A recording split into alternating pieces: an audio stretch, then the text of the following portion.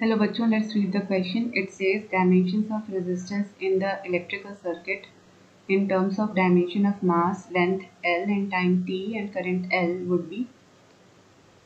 यहाँ पे करंट यहाँ पे I है, ये L से डिनोट हो रहा है, लेकिन ये I है, लेंथ L से डिनोट हो रही है, ठीक है। सो क्वेश्चन में हमें रेजिस्टेंस की डायमेंशन निकालनी है। सो यहाँ की कॉन्सेप्ट क्या यूज़ होगा?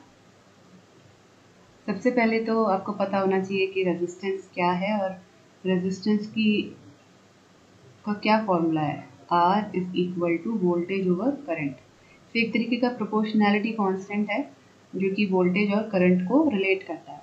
ये बताता है कि कितना, जब सर्किट में कोई सर्किट हमने अरेंज किया जिसमें वोल्टेज हमने अप्लाई कर रखी है V, तो करंट फ्लो करेगा उस सर्किट में से। तो जब रेजिस्टेंस क्या बताएगा आपको कि कितना ऑपोजिशन ऑफर हो रहा है by the components of the circuit, ठीक है। करंट को कितना ऑपोजिशन फेस करना पड़ रहा है जब वो उस पूरे सर्किट में फ्लो कर रहा है। ये ऑपोजिशन वायर की वजह से हो सकता है, रेजिस्टेंसेस लगे हों अलग से उनकी वजह से हो सकता है, या कंपोनेंट्स जो अटैच्ड हों उनकी वजह से भी हो सकता है, ठीक है। तो यहाँ ये रेजिस्टेंस है, इस रेजिस्टेंस को हम V बाई I की हेल्प से निकालेंगे। ये फर्स्ट कॉन्सेप्ट है। सेकेंड, आपको डायमेंशनल एनालिसिस के बारे में पता होना चाहिए, ठीक है। यहाँ पे हम डायमेंशनल एनालिसिस के प्रिंसिपल को अप्लाई करेंगे, जिसमें हम जो डिराइव्ड यूनिट्स हैं, कोई भी फिजिकल क्वांटिटी है, ठीक है, कोई फिजिकल क्वांटिटी है और उसकी जो यूनिट है वो डिराइव्ड यूनिट है। डिराइव्ड यूनिट यानी ऐसी यूनिट्स जो फंडामेंटल यूनिट से डिराइव हुई हो। और फंडामेंटल यूनिट्स कितनी होती हैं?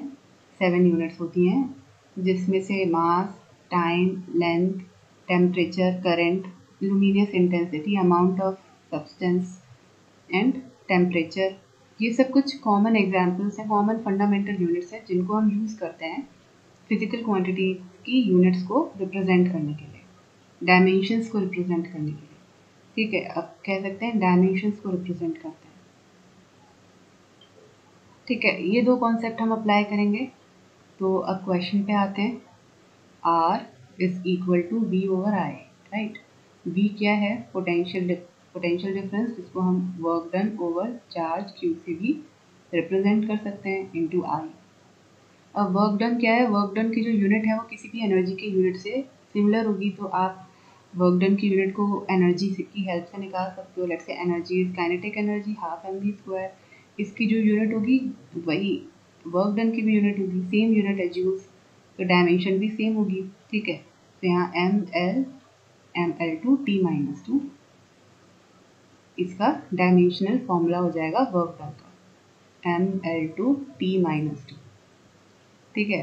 चार्ज को अगर हम लिखें करंट के टर्म्स में तो क्या होता है?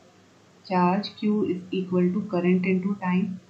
सो यहाँ पे I² इंटू टाइम का T आ जाएगा, ठीक है। अब इसको थोड़ा सा सॉल्व कर लेते हैं। R resistance is equal to mL/2T-4 I-2। तो ये हो जाएगा dimensional formula of R in terms of quantity is given.